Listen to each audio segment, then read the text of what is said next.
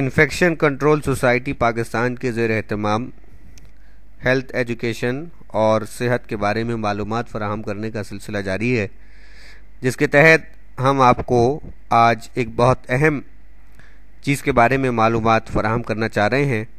Parasites یہ ایک ایسا موضوع ہے کہ جس سے اکثر لوگ ناواقف ہیں، لیکن یہ ہماری زندگیوں میں بہت اہم رول اور بہت اہم کردار ادا کرتا ہے۔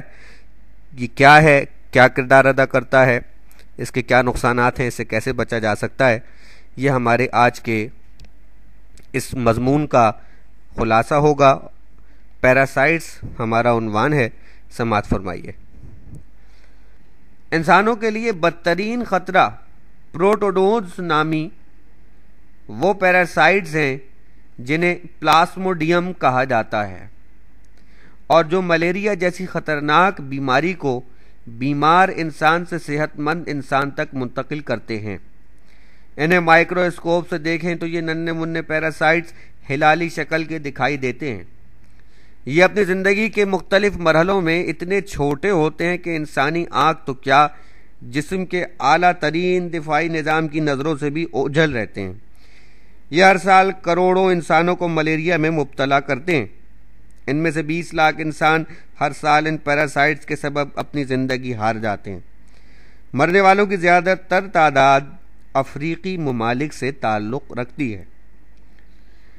پیڑ پودوں میں پائے جانے والے پیراسائٹس ایک الگ موضوع ہے، جو اپنے میزبان پودوں کے اندر اپنی جڑیں اتار کر ان کی غذا کھا جاتے ہیں۔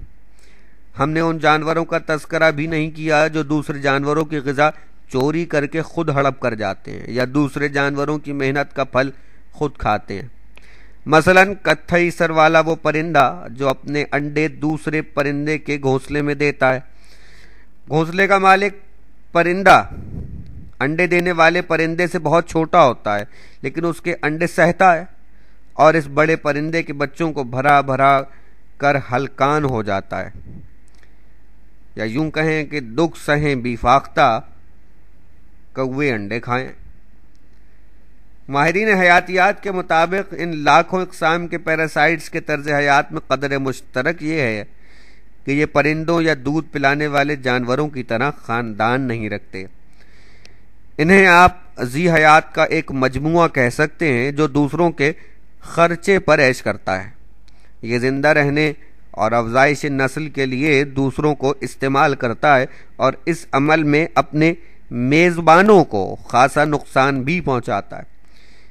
یہ بڑا مشہور و معروف طرز زندگی ہے اور انسانوں حتیٰ کہ قوموں کے درمیان بھی خاصا کامیاب نظر آتا ہے۔ پیراسائٹس اکثر حد بصارت سے بالا تر ہیں، لیکن یہ دوسرے جانداروں کی نسبت زیادہ سمجھدار، کامیاب اور چالاک مخلوق ہیں۔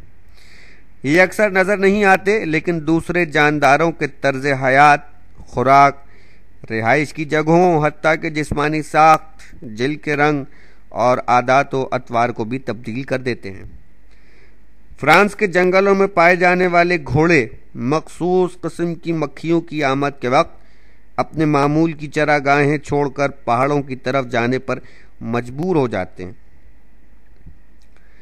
امریکہ میں ہوائی کے میدانوں میں پائے جانے والے ٹڈے خاص قسم کی پیراسائٹس مکھیوں کے سبب اپنی مادہ کو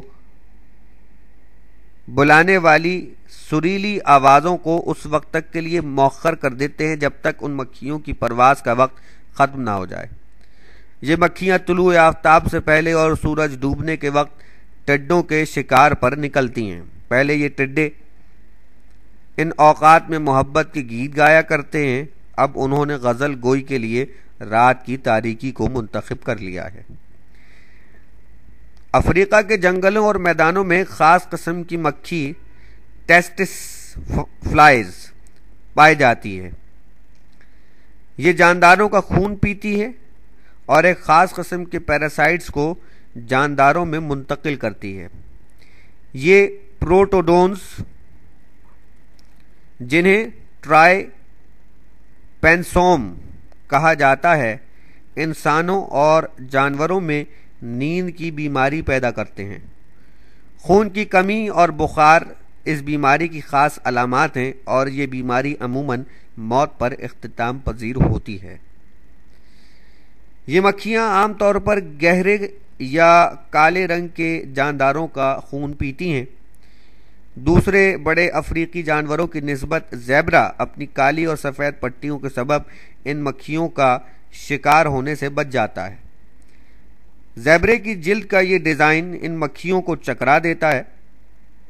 وسطی ایشیا میں یہ مکھیاں زیادہ پائی جاتی ہیں، اس لیے وسطی افریقہ میں پائے جانے والے زیبروں کی جلد پر پائے جانے والی پٹیاں بھی اسی نسبت سے زیادہ گہری ہوتی ہیں۔ یہ مکھیاں زیادہ تر وسطی افریقہ میں پائی جاتی ہیں۔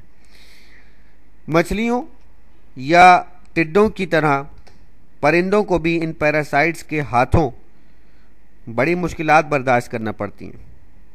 ننھے منھے پیراسائٹس جوؤں، کیچووں اور ملیریا کے جراثیم کی صورت ان پر حملہ آور ہوتے ہیں۔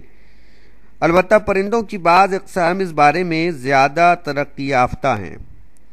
ان اقسام کے پرندوں میں مادائیں اپنا شریک حیات منتخب کرنے سے پہلے خاص علامتوں سے نر کے جسم پر موجود پیراسائٹس کا پتہ لگا لیتی ہیں اور اس کے قریب نہیں جاتی۔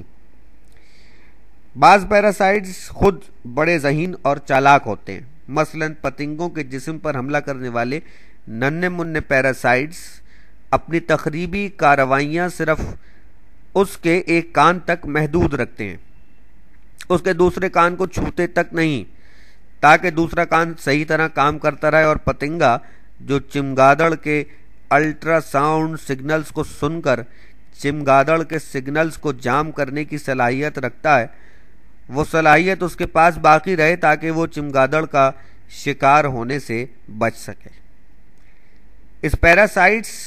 اس میں پیراسائٹس اور پتنگے دونوں ہی کا فائدہ ہوتا ہے، ورنہ پتنگے کے ساتھ پیراسائٹ بھی چمگادڑ کی غذا بن سکتا ہے۔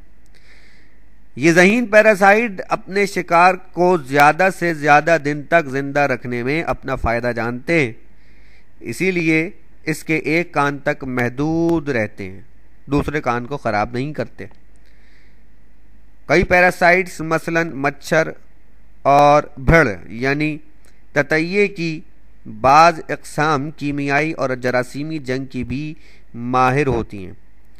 مچھر کی مادہ جب کسی انسان کو کاٹتی ہے تو سب سے پہلے ایک خاص کیمیائی مادہ اس کے جسم میں شامل کر دیتی ہے تاکہ جسم کے خودکار دفاعی نظام کے تحت زخم کی جگہ خون جمنا شروع نہ ہو جائے۔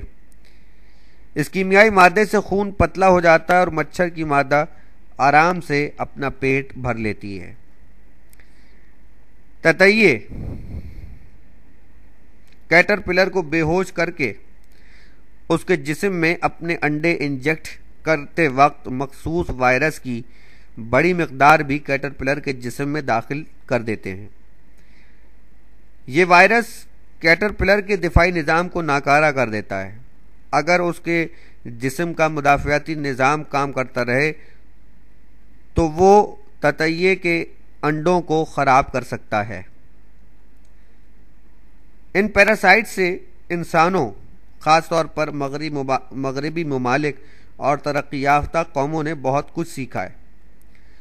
وہ ہزار دشمنیوں اور اختلافات کے باوجود پسماندہ ممالک، ترقی پذیر قوموں، خاص طور پر مسلمان ملکوں کو یکسر مٹا دینے سے گریز کرتے ہیں کہ انہیں وسائل زندگی انہی ملکوں سے حاصل ہوتے ہیں۔